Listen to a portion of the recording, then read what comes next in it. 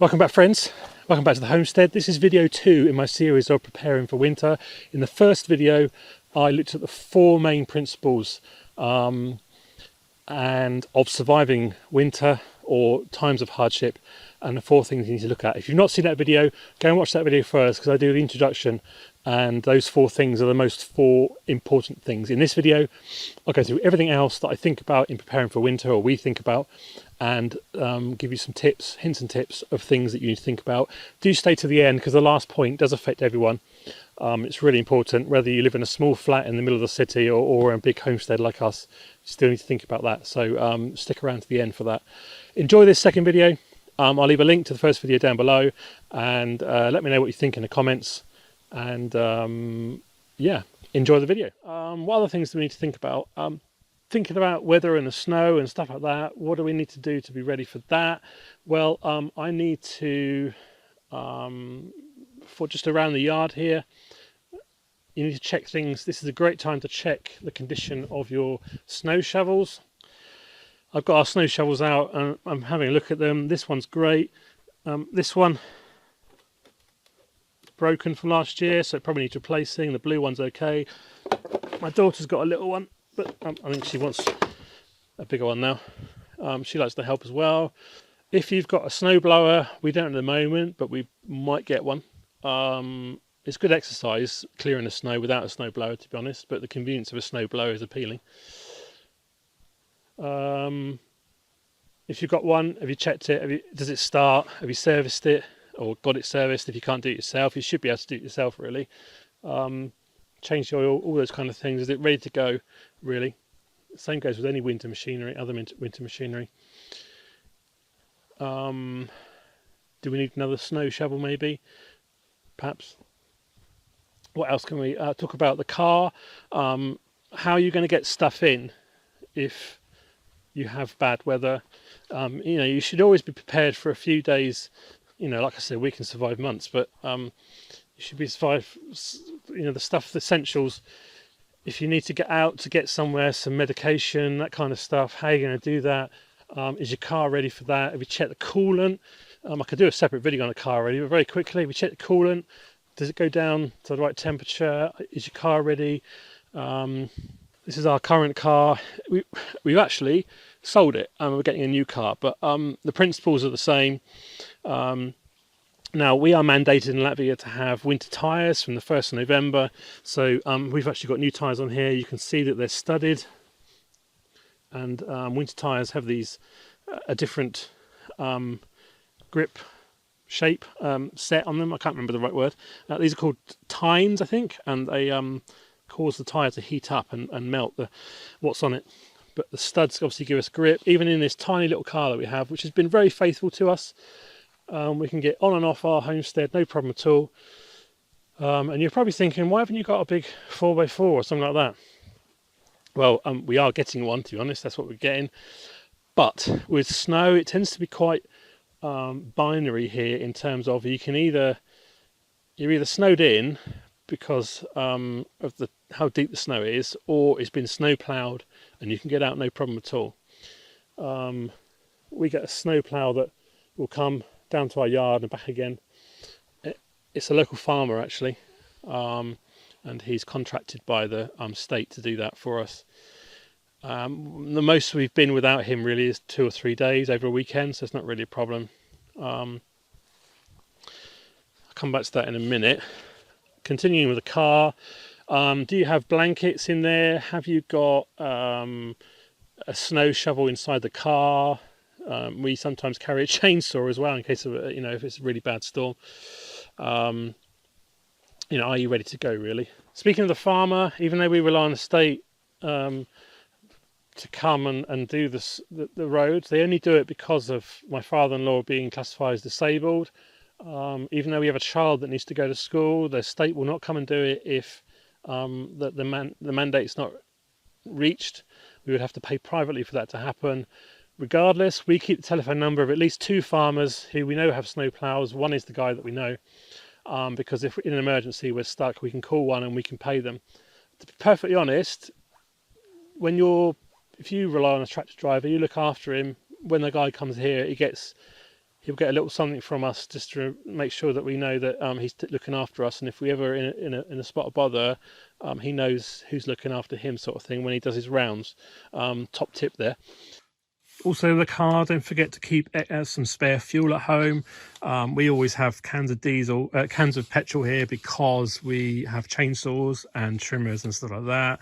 Our new car will be diesel, so we need to be able to store some diesel here as well, and somewhere where it's kept warm, well, so it doesn't go too cold. Although they do put the inhibitor into the diesel here, it's always better to be safe than sorry.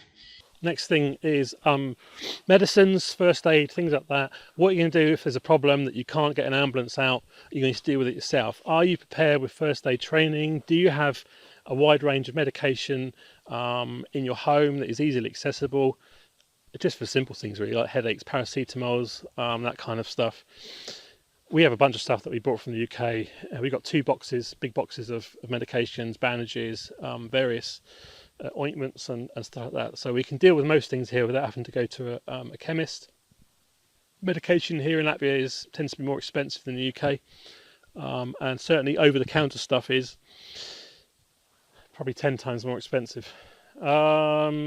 We could do with topping up our first aid training. Mine's a bit old now. Gita's is newer because to be able to get a driving test here, pass a driving test, you need to be able to pass a first aid course, which I think is great. I think that's really, really good. But yeah, that's the sort of things you need to think about. How are you going to deal with an emergency kind of like that? How far are you from the hospital? How quick will a ambulance come out to you in an emergency? The next thing to think about is if you have animals, you're the most important, animals come second. I don't care what anyone says about their dog or the cat or whatever. We're first, they're second. We've got chickens. So what do we do with the chickens? By the way, the chickens are following me around all through the video. There's one down there. I think they're going to get something, I think. So we'll move our chickens from the coop over here to the polycarbonate greenhouse, which you can see here, and they live in there over winter. They love it in there. It does get cold, but not as cold outdoors, and as soon as there's a spot of sun, even in winter, it nicely warms it up. They laid all through winter last year, no problem at all. We can keep food down there, we can keep it dry, we keep it in a plastic toolbox so no vermin can get in it, and they can't get in it either, and they do try. That's how we look after animals there. Obviously the dog is inside, and the cat comes and goes as it pleases. The dog Maxis loves to come out and help us clear the snow and jump around, although he is getting older now. So that's no problem. So that's animals briefly, but think about supplies for yours. Okay, this point is really important to think about. If, like me, you've got a workshop which is away from the house, or basically if you don't keep your tools inside the house, if you have to leave, get dressed to go somewhere else to go and get your tools, you need to think about a winter toolkit and putting that together now, so you've got that in the house for when you have that emergency or that time where you need a tool that you would normally just pop out, quote unquote, to the workshop or wherever your tools are, the garage. You don't want to be dressing all up, and maybe you don't feel like it, maybe you're ill, like I said before, illness, you need to do a quick repair. Then build yourself a little toolkit, temporary for the winter. Grab a bunch of stuff. If you can see behind me, all my tools are in these boxes here and racked up. A few things, some screwdrivers, electrical screwdriver, adjustable spanner, adjustable wrench, pliers, that kind of stuff. I'll perhaps do a separate video about my winter toolkit and what you need indoors, but extra stuff that you wouldn't normally keep indoors but you will do for winter, so it's just on hand if you need it. If you have a little plumbing emergency or electrical emergency, you need to do some change, maybe a few screws, a little bit of hardware, kind of put a hardware kit together and keep that indoors. If, like us, you live in a forest, you need chainsaws. It goes without saying, it should always be ready to take to your next job, but just double make sure that it starts well if you've not used it. Traditionally, this time of year is felling season, so chainsaws are normally in use quite commonly, as I use mine, but you may have backup chainsaws as well. Make sure they all work, make sure the chain's all sharpened. If you come out in the cold, you've got a tree to deal with. It's minus 10 degrees below. The last thing you want to do is have to fiddle about with sharpening a chain, or putting oil in it and your petrol oil mix and stuff like that. Get that all ready, and then you'll be ready to go when there's an emergency. It goes for your axes. Make sure all your axes are sharpened and ready to go. Again, the last thing you want to do is when it's freezing cold is have to sharpen an axe when you really need it. You know, maybe you run out of petrol. These things do happen. Maybe the chainsaw breaks. You need to deal with a tree. Then I know this is only a little hatchet, but it's a good example of you know, we've got other splitting axes and other axes around as well in different places. Another thing I forgot to mention to get ready is clothing. They say there's no such thing as bad weather, there's only bad clothing. These are my gloves, which I mentioned. These got these last year. These were €17. Now that sounds a lot of money for gloves, but they're incredible. They do keep my fingers warm. Even the very, very coldest temperatures, they will keep them warm for a while. I can't expect more than that really, and they've lasted the whole winter, and now I'm in my second winter, so it's a really good investment for me. If you buy cheap, you buy twice. You can't afford, for those who've got to do stuff outdoors, you need your fingers to work. You can't afford to mess around with that, and make sure you know, so you've got your socks, your hat, gloves, all those kind of things ready. And also, another tip, look at getting some of these spikes for shoes. These are great when if you have a melt and then it'll freeze overnight. It'll be like out there. Will be like a ice rink. So you need these things to walk around. I had a nasty fall 3 years ago, and I was lucky not to break anything. If I did, then I'll be out of action in terms of, you know, I can't bring in firewood then and stuff like that. So gloves. I'll leave a link to these actually, but there are other ones available as well.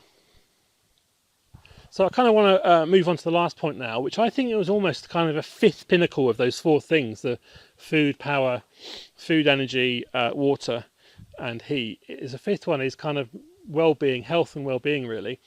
I know I've just talked about first aid and whatever, but this is more, I guess, mental well-being. Is yeah, knowledge, well-being, I suppose. They're kind of connected. What are you going to do to keep yourself occupied over winter? Here, the shortest days, I guess, is 6 hours. The rest is darkness. It's pretty dull, grey skies, even when it is, like today.